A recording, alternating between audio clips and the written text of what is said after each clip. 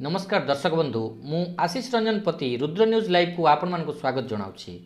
आसुन शुणिबा आजिर मुख्य खबर।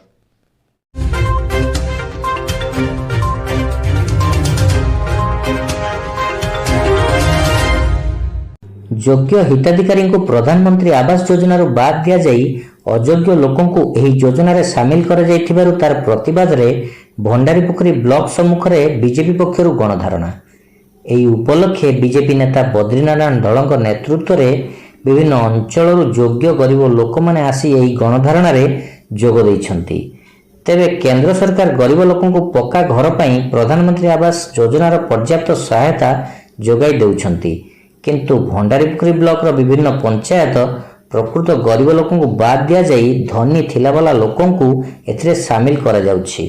ଏପରିକି ଗୋଟିଏ ଗୋଟିଏ ଘରେ 4ରୁ 5ଟି आवास दि जाउथिबा बेले प्रकृत गरीब घर खंडिए न पाई बहु असुविधार सम्मुखीन होउछंती। तेणु गरीब लोक माने हा हताश खरा वर्षा शीतर चाल छपर घरे रहउछंती।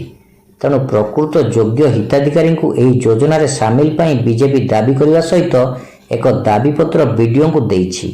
जदि ए दिगरे सठिक पदक्षेप निया न जाए तेबे बीजेपी ब्लॉक अचल करिवो बोली चेतावनी देइछि। भंडारीपोखरी ब्लॉक प्रतिनिधि नगेंद्र साहू को रिपोर्ट, रुद्र न्यूज लाइव।